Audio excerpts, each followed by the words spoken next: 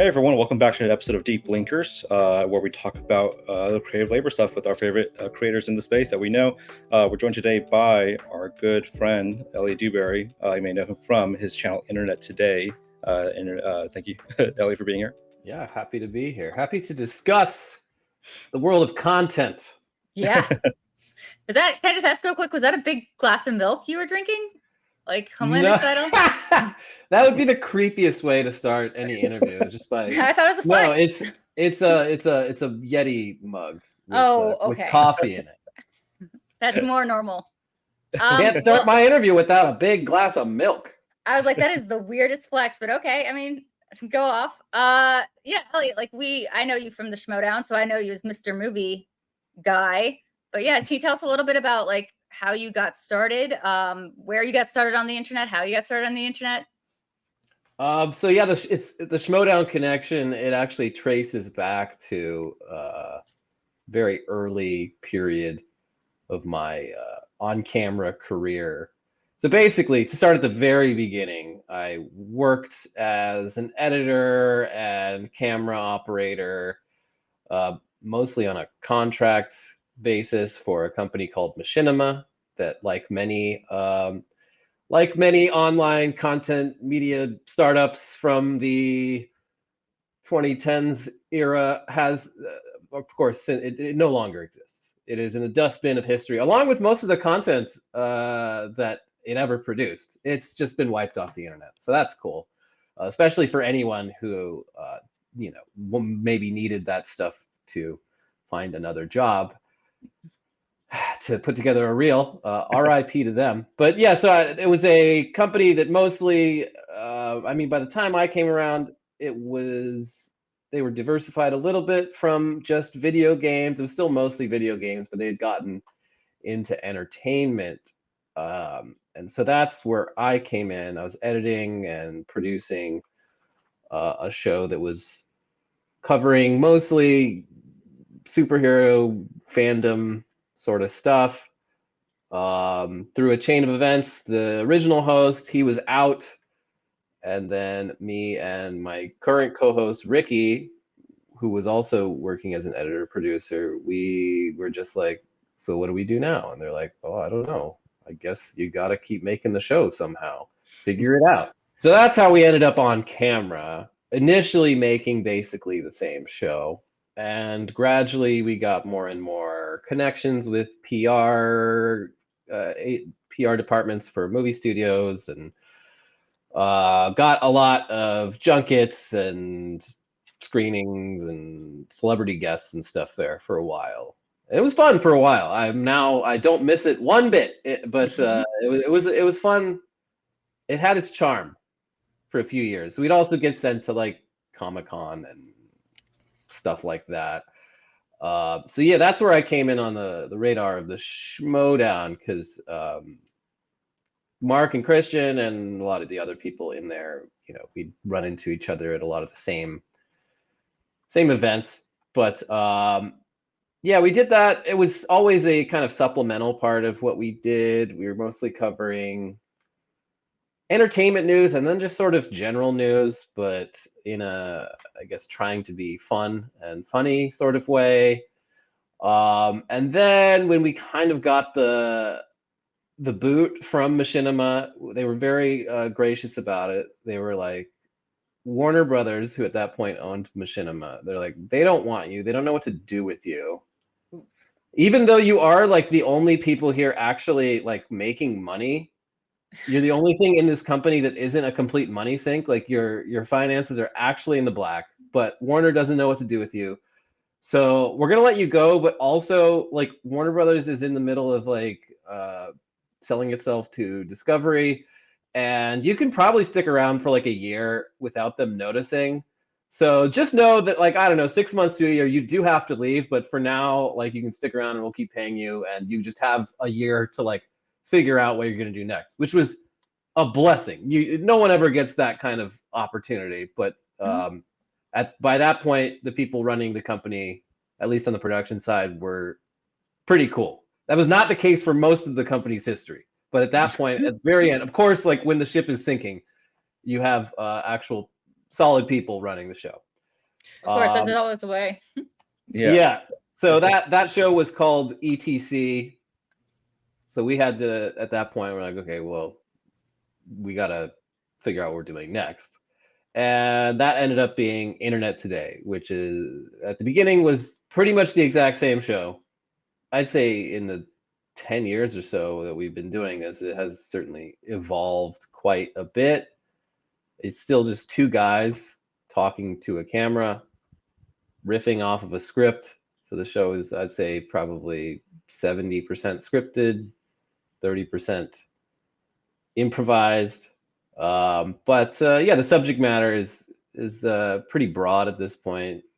Ever since 2016, a lot of politics in there because it's gotten goofy, or as they're saying these days, it's gotten weird. And we were very ahead of the curve with that. When we were covering politics like years ago, people were like, why are you doing this? Why are you dividing your audience? I'm like, first of all, everyone here seems to be enjoying this. I don't know who you are. But second of all, this stuff's getting weird. Mm-hmm. And this was like 2016. I'm like, and here we are in 2024, vindicated. Yeah. Stay weird, Portland. Yeah. Yeah. You mentioned, covering entertainment news, and the thing about everything post 2016 is the news itself became entertainment, with just how bizarre it got very quickly. When you had that, you said that year ramp up going from Machinima ETC into Internet Today, did you feel like it was a scramble to like put something together, or did you feel like there was like sort of like a natural opportunity there to like do stuff that you guys maybe wanted to do differently, that you didn't have the opportunity to do because you already had the momentum from before? I mean, so like I said, the fact that we got a heads up and work just left, showing up to work to an empty desk one day, that was a huge blessing. So, I mean, like the only real change that came with that was just we don't have annoying people in suits bothering us on a periodic basis about what we can or can't do or say. So, yeah, I mean, we definitely got even more opinionated than before. It was a little bit scary, but we had, by that point, the company, we'd worked there for a long time. Most of the people we'd made friends with had already left and gone on to other things. So we had contacts at, a company that could hook us up with ad reads. Oof. Like old coworkers of ours were working at another company that does that in like pretty high level positions. So we just hit them up and be like, here's what we're doing. If you can help us out with that, that'd be great. It was the same thing with MCNs, which are, I think at this point, barely a thing, but they were still pretty important around 2018 when this all went down. We had people at multiple MCNs that were able to like get us set up on that real easily. So we were able to start a brand new YouTube channel with a lot of advantages that you just don't have usually with a brand new channel. Mm-hmm. Which is why, like, anytime anyone asks me really for like advice about like starting on YouTube, I'm like, I have no clue really. Like my situation was so weird and unique, and also built around a sort of infrastructure that no longer even exists, that I couldn't really tell you the first thing about starting a new channel today and like getting it to really take off. Another thing is we had that audience, and it's not like we had to keep this a secret in the final months. Like we set up the channel and we just told people like every day while we were still making videos on our old channel, like, hey, this is going to end. We have this other channel set up over here. Please subscribe so that when we do make the transition, it'll be as smooth as possible. I feel what you're saying about the infrastructure, and it kind of being like a scary leap. I started out in the blogging world, and like, of course, during like the 2010s, that was like, it was like a real legitimate thing, and there was like a structure, and you could get a job with a steady paycheck. And moving into the content creation space, like after Collider and all these places, was like very scary. But at the end of the day, like I did appreciate the freedom of it, and it turned out like, yeah, you can get your own ad reads. You can do a lot of stuff that I felt like was the benefit of working for a publication. Maybe the reach was a little different, but like when you come from a place like, you know, that it was already, you had a built-in audience, they transfer with you, is what I found. Yeah, and another thing is when you work for a company like that, I mean, there is a person, maybe multiple people, probably making more money than you, whose job is, you know, calling up these companies and sending emails and stuff, basically being the money person or the marketing person. And so when you start your own thing, and that's now all your responsibility, even if you're pulling in just by the numbers a fraction of what it was before, that money's pretty much all going to you. And yeah, that was like the most shocking thing, is like, wait, we're making more money, but like by doing less, just because there isn't all these layers of management and whatnot getting a cut. I found that very interesting. I mean, obviously, like making any money doing content, it's tough. You know, there's a lot of uncertainty there. But when you are working for yourself, and the money's not getting spread around to a whole company of people, it works out a lot better for the creator, at least, I think. I being somebody who started their channel during the pandemic and started like a Patreon, mostly on the basis of the Schmodown stuff that I was doing, I was surprised to find that after the end of like 7 months that I had forgotten to take out my Patreon, like to do an auto withdrawal. So I had a couple grand just in my Patreon account that I hadn't realized, because I didn't realize I was actually making money from the stuff I was doing. That was like the biggest shock. I was like, oh my God, people were paying for this. Yeah, and I didn't mention it, but yeah, Patreon, and more recently, you know, YouTube's got memberships built in. I mean, that was actually kind of scary to me, because I think it's a kind of maybe a generational thing, but when I grew up, everyone I knew was stealing content. We did not pay for anything. We found any means that we could find to avoid paying any money for our entertainment we took. So when Patreon launched, I was like, wait, people are just giving money to people who put their content up for free? What? I just couldn't wrap my head around it. And yeah, we launched that, and yeah, it did great beyond any of my expectations. Like, oh, people they give money to people they like for making content that they like.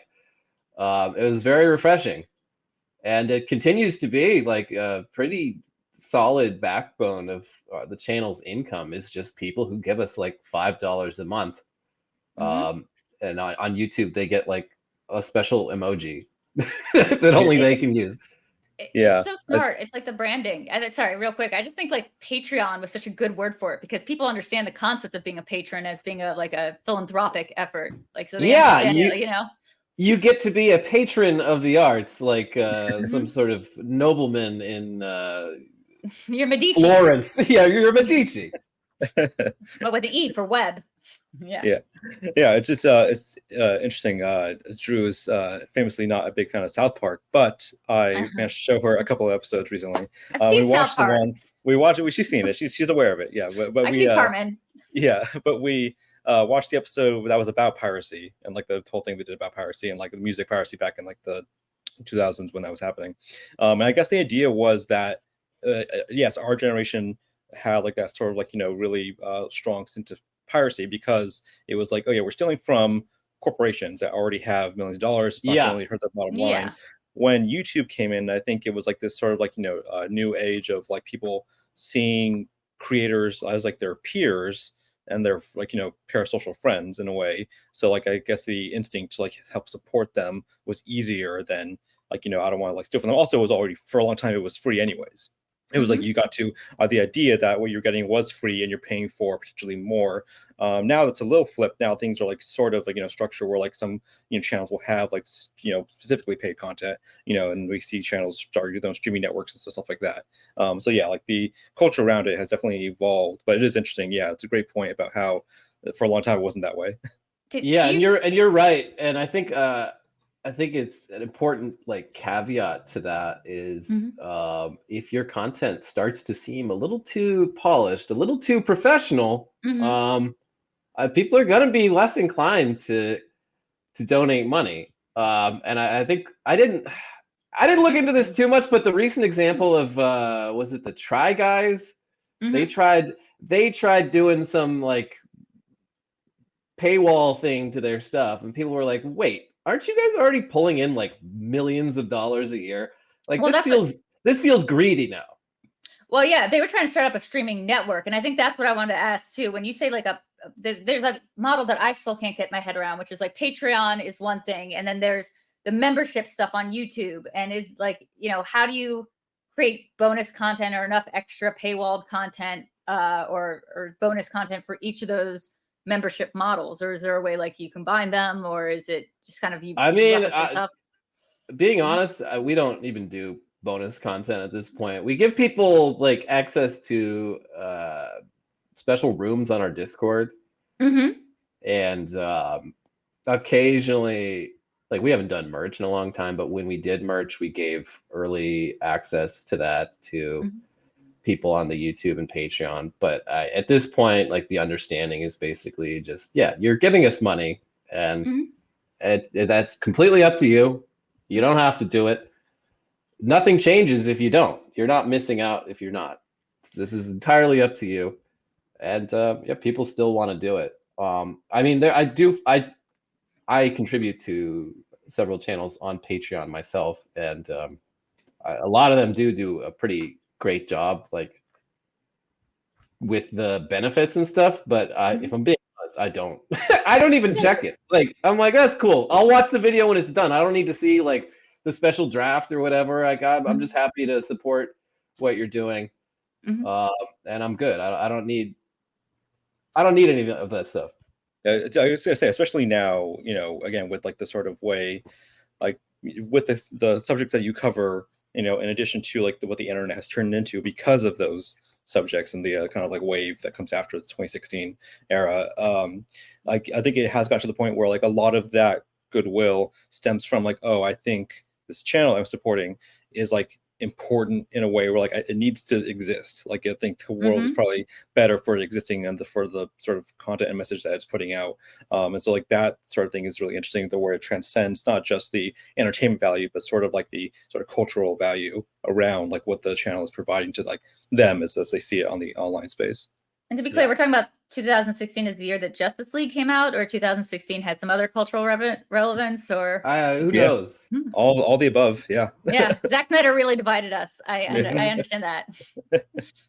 Yeah, but we mentioned, like, obviously politics is like a huge part of the channel now, and it's an easy thing to sort of like lean into because, as we mentioned, like there's so much to cover in it, with how weird things have gotten.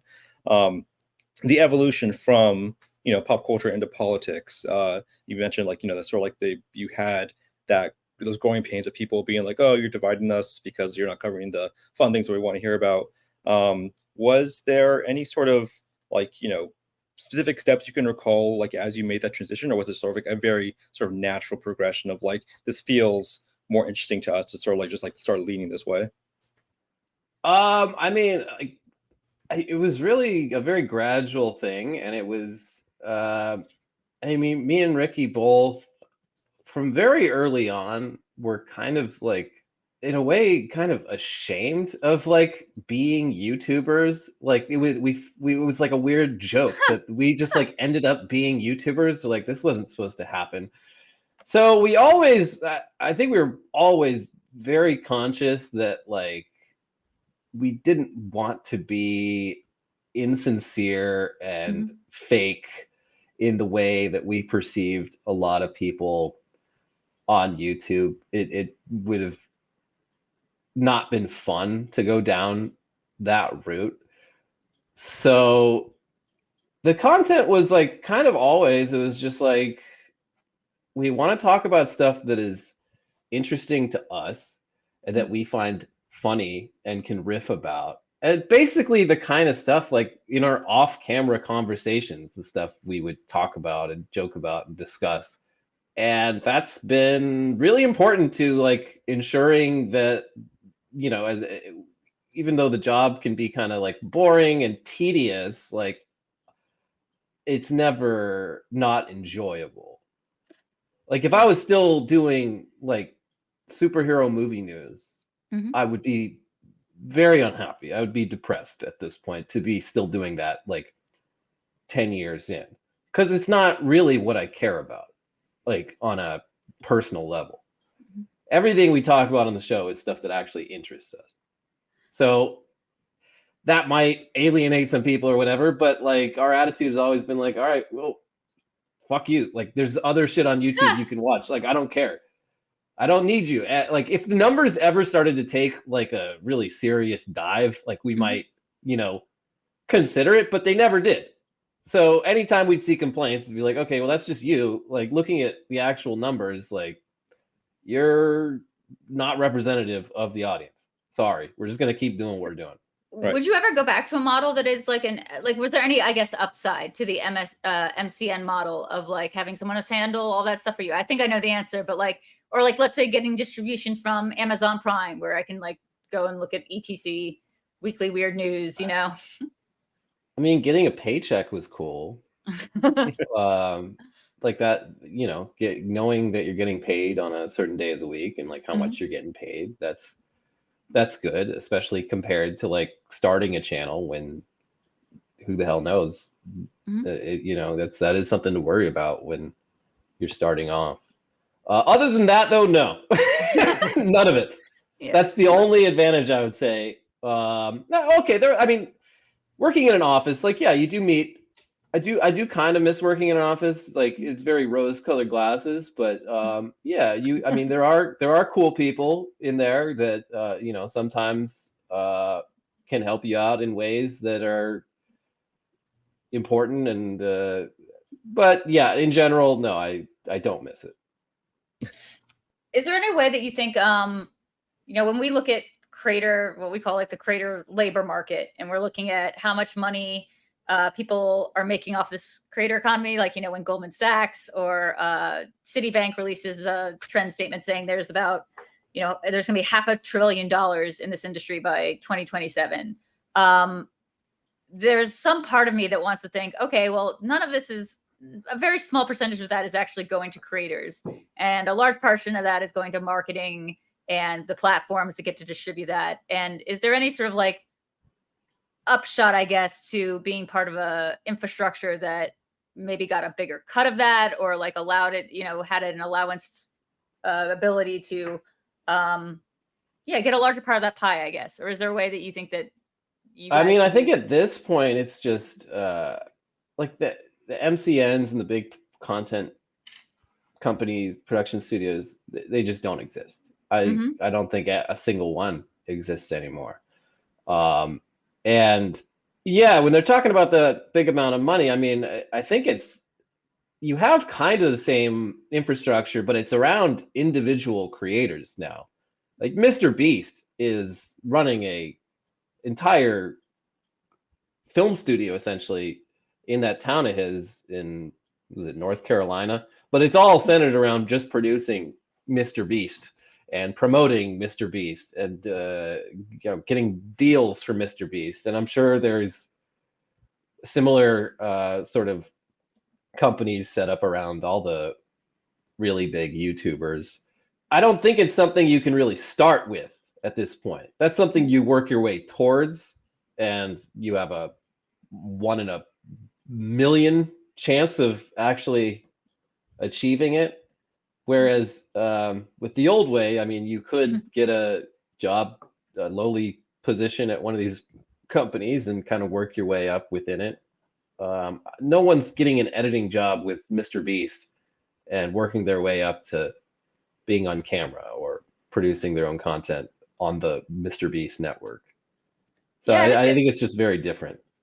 Yeah, I think that like the problem with the Mr. Beast model, and I'm not like here to be like, this is what's wrong with him specifically. I think it's just what's wrong with the genre of online content creation that maybe as the MSNs like understood or were more harkening back to the old days. It's just like there is no OSHA, let's say, for Mr. Beast. There is no like sets of systems of like checks and balances to make sure things are being run professionally, because so much of this is being run like from a kind of like individual creator mentality.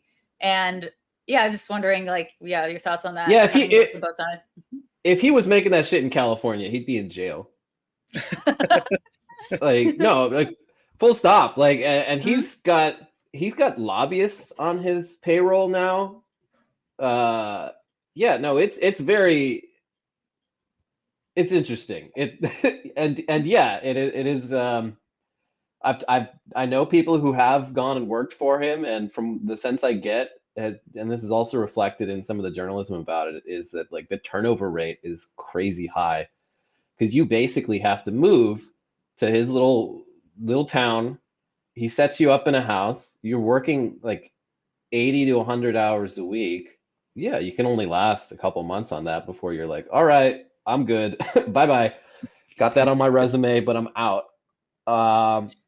He's the gold standard for like creators. Like that's what you're trying to do, you know? Yeah, and I mean, like, I can't really judge his content. I've clicked through like a little bit of it, and the thing that always gets me is like, I'm like, this is really impressive what you've done here. Why is this edited like I have a head injury and with no attention span whatsoever? It's like super weird.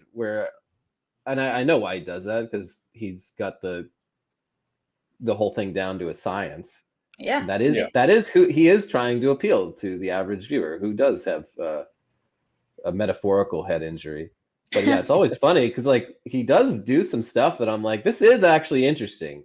I wish you could just like linger on this just a little bit longer. He does like Mouse Utopia, but for like actual human beings. Like the situations that put in it's reminiscent of early reality day TV. Yeah, so, like it would be cool if like just do the exact same productions he's doing and have two totally separate teams cutting it. One for like the mass audience and one to go on like HBO. Yeah. Wow. Yeah. Get Nathan Fielder involved. Get a Safdie. Yeah. Get A24. Yeah. Yeah. I mean, basically, just like it turns into the Squid Game challenge show that came out, last year or something. He did the Squid Game. Before that, he just he did the actual Squid Game, but it's pretty much the same thing. It's like they did. It used to be Squid Game, then we had the actual Squid Game challenge thing that was like the long form 8-episode series or whatever. But yeah, drawing into that, with like your content and like the way you guys sort of structure your work, like you said, it's like 70% scripted, 30% improv. Do you guys have any sort of like boundaries or like sort of parameters within yourself of like how much humor you inject into the stories, especially stuff like some days are heavier than others about someone getting potentially assassinated, some days or like someone's screwing a couch, it's like, how do you sort of parse out that balance of things? Oof. I mean, I guess like step one is there's a lot of stuff we just don't cover, specifically because it's like, this is too dark, too serious, it's not fun. There are occasionally stories that are so prominent that avoiding them would feel wrong. And so I mean, we have had a few episodes that are a very special episode, as they'd say in the 90s, where it's not just laughs this time, guys. But it is a little tricky. For us, it's more just like concern about I guess concern about not saying something that's going to get us like in trouble. Not that we're generally like not too concerned about that, but with certain topics, it is just like, okay, I don't, got to be a little bit careful with this. And also not getting YouTube's algorithm to punish us, which hasn't been much of a problem lately, but for a couple of years there, like they would. And we never knew what caused it, but like, we'd upload a video and be like, this video has been completely like age restricted. You have to be 18 years old to even see it on your timeline, which means like no one's gonna see it. We even had stuff like taken down. We always have to like appeal it and stuff. So that's like the biggest one, because the stuff is so topical. It's so time sensitive that if something like that happens, it's kind of derails it, and by the time even if it does get sorted out, it's kind of old news. Hey guys, Drew Grant here from Passion Fruit. Just wanted to thank you all for tuning into this episode of Deep Linkers. To everyone that's commented on our videos, shared our work, or otherwise supported the channel, we see you, we appreciate you, and we've got a lot of exciting things coming for the creator community at Passion Fruit. If you haven't already, the usual stuff on YouTube always helps us, like hitting that like button and subscribing with that little bell so you'll be notified about new videos. We also have a bi-weekly Passion Fruit newsletter that focuses on the creator industry, which you can sign up for through the link in the video description and the pinned comment. Twice a week, you'll get our best stories, as well as exclusive interviews, expert reviews, and the latest resource guides to help you navigate every stage of the creator journey. We even got a weekend newsletter on the way, with a curated creator spotlight that focuses on the best online content from the people who make it. You. Thanks again for supporting Passion Fruit and Reactorverse and Deep Linkers and helping make your content your business and giving love to people who make the web. And this is like, we usually think about that in terms of like, when we talk to certain kinds of other creators, especially reactors, it's usually because of DMCA copyright strikes, people claiming parts of the video. But I'm seeing like, you know, after the adpocalypse, like that was just because of people's like the tenor, the language used in content or the subject matter. Was that what they were flagging you for, like noting over like, you know, copyrighted, you know, images or video? Well, so it's funny you mentioned that with reactors, because that is like one of the many reasons we kind of stopped covering entertainment was when this was, I don't know, 8-9 years ago, they started just being like, oh, you showed a trailer for a movie, we now own this video. And I'm like, I'm promoting your stuff for free. Like, you don't want, okay, fine. We're just not gonna talk about that anymore. So yeah, that was a problem early on. But yeah, now it's, I don't know, it's super random. We cover some like racy topics sometimes that, I mean, an AI powered algorithm would understandably look at and just be like, yeah, this is adults content right here. This is not suitable for kids, which I'm like, yeah, it would be nice if there was, I don't know, a PG-13. We're in this weird system right now where it's sort of like the 80s with the MPAA, where it's like it's either for children or it's adults only.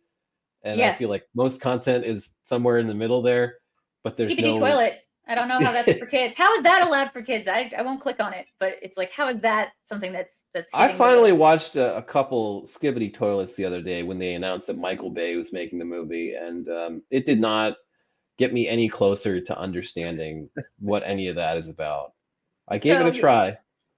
Yeah, apparently Michael Bay, it's more that Michael Bay is investing in making more Skibidi content. Like he's investing in this studio that makes it, which is insane. Like he's more into the idea of making this online content or investing in online content creation than like turning it into a film, which is like fascinating. Like that, I won't click the video because it's cursed. I didn't know there was more than one Skibidi until like last week. I thought it was, you know, like Joshua Tree. I used to think it was just one tree named Joshua. I thought it was like one Skibidi. But it was interesting what you said about the reactor space specifically, because Warner Brothers being the, you know, buying up or, you know, kind of owning Machina, like would you get copyright claimed? We've heard about this a lot. Warner Brothers copyright claiming their own, not employees, you know, people that they worked with.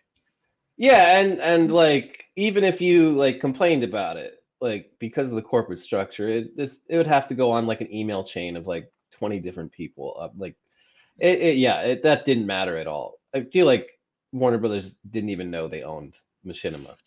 Over the you know last couple years, going into COVID and everything, the internet space, you know, changed so drastically because we saw how people, I think, you know, of certain groups like tapped into the power of it. We went and watched Alex Winter's documentary of the YouTube effect about the sort of like radicalization that's easy to sort of, you know, grasp on YouTube and other platforms.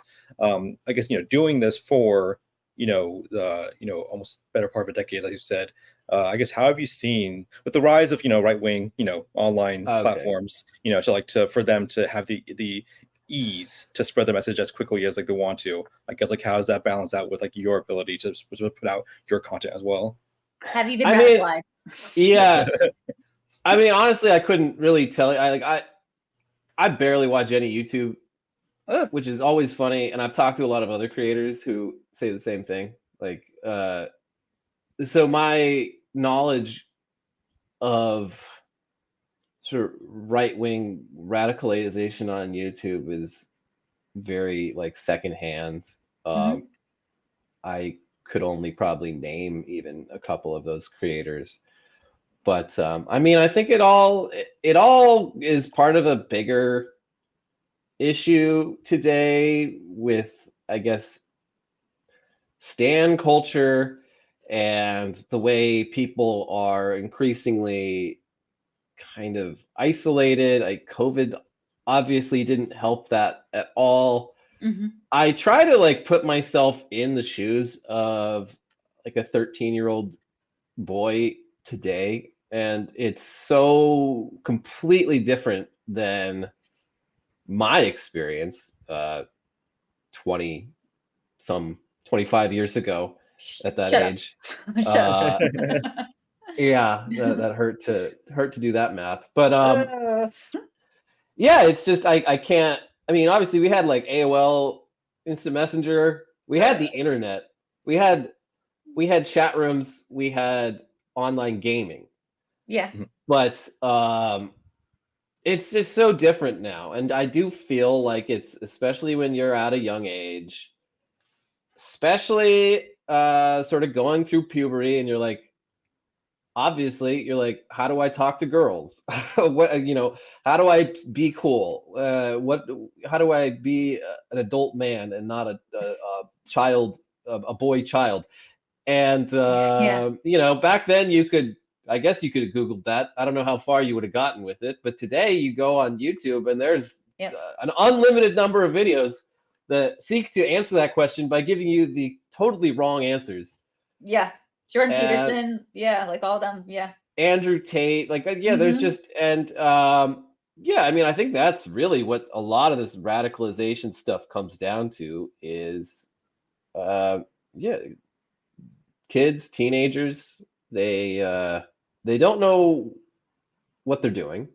They're looking for answers for, you know, how to be successful in life. And this is the stuff that they're finding when they go looking for that. And in terms of just politics in general, I mean, I'd say the right wing was very far ahead of the curve on that stuff with Gamergate and that whole movement and the stuff around it. People in 2016 were like shocked, like, oh, where did this alt-right shit come from? And it's like, if you'd spent enough time online, it was pretty obvious that that's where it was coming from.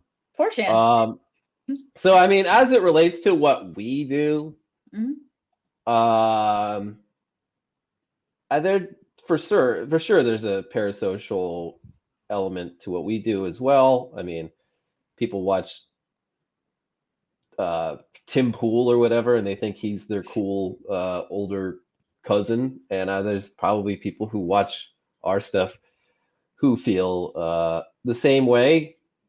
And yeah, I don't know. I'd say with us though, it's just I feel like we're probably being a little bit more genuine about it than than any of those people are. I'm not trying to just be mad all the time. Mostly trying to laugh.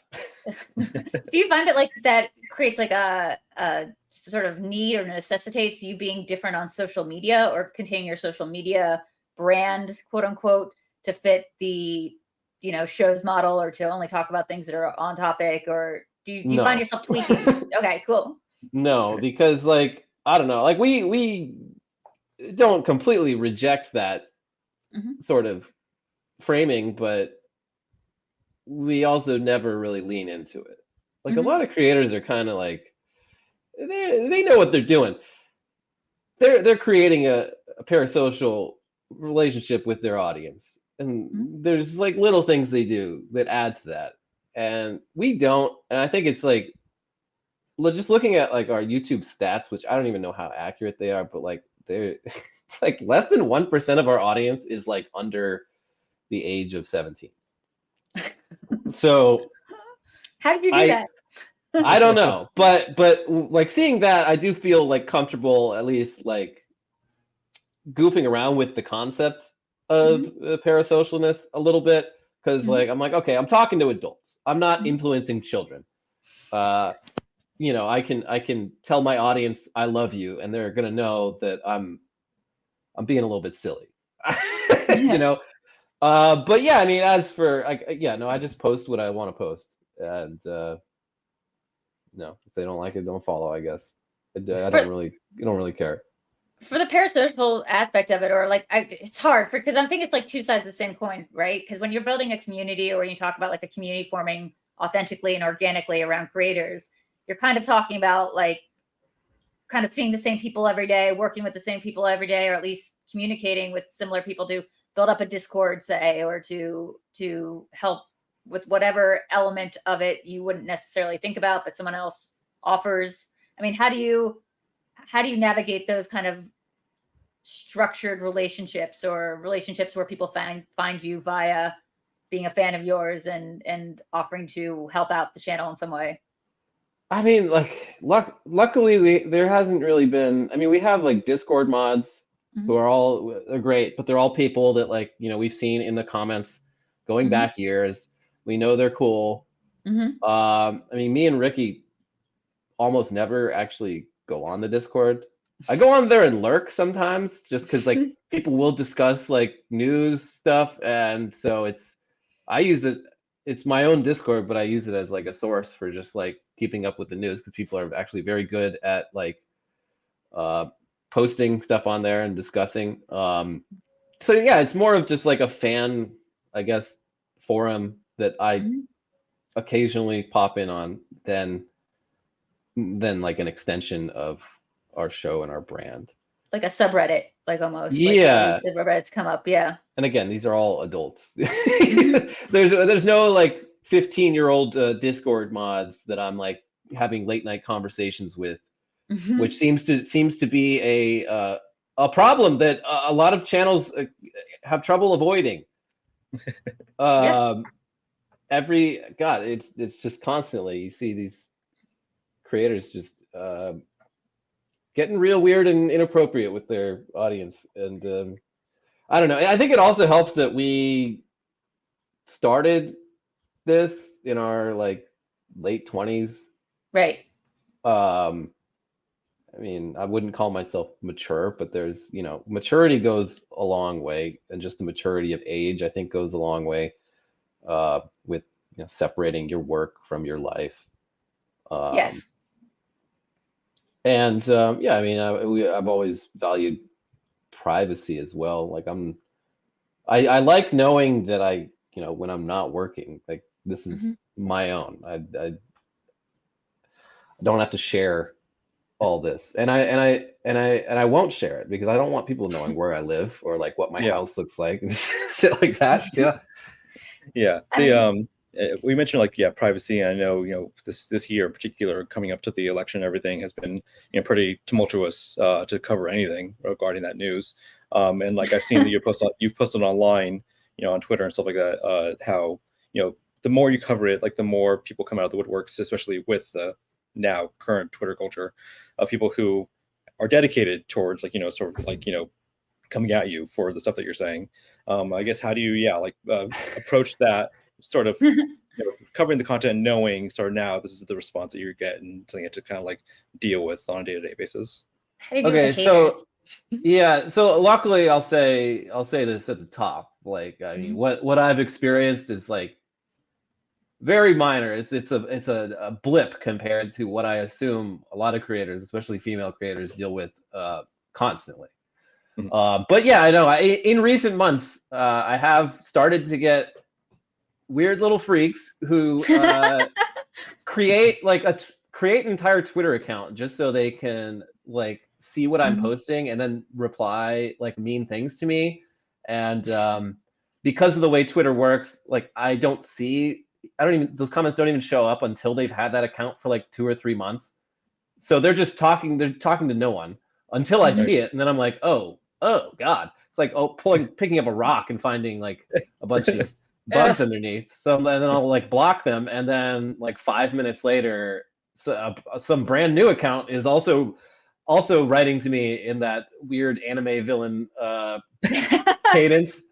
And yeah, no, it's mostly just weird. I probably should just block, ignore, or maybe even just mute and ignore. But it does reach a point where I'm like, no, fuck you. Like, get this shit out of here. This is disrespectful to me. And also, you're being weird. You're being weird, and someone needs to tell you that you're being weird. This is not normal. Like, I don't like you, but please go outside for your own benefit.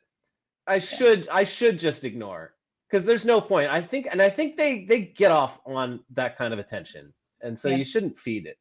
It's such an unhealthy habit of mine, and luckily I don't tweet that often or go on social media that often. But like, the randomest thing, the most random thing will be the thing that everyone starts dogpiling on, like something about who plays Kendall from Succession. I tweeted one thing about how he was like a silly man, and Jeremy Strong, and everyone got crazy like on my replies, and I just started getting into it. It felt like such a weirdly cathartic kind of hate, like, escalation, because it was so ridiculous that people were in my DMs and replying to me like launching social campaigns, and like you said, just creating new Twitter accounts every time you knock one out, another one will show up and like continue the conversation.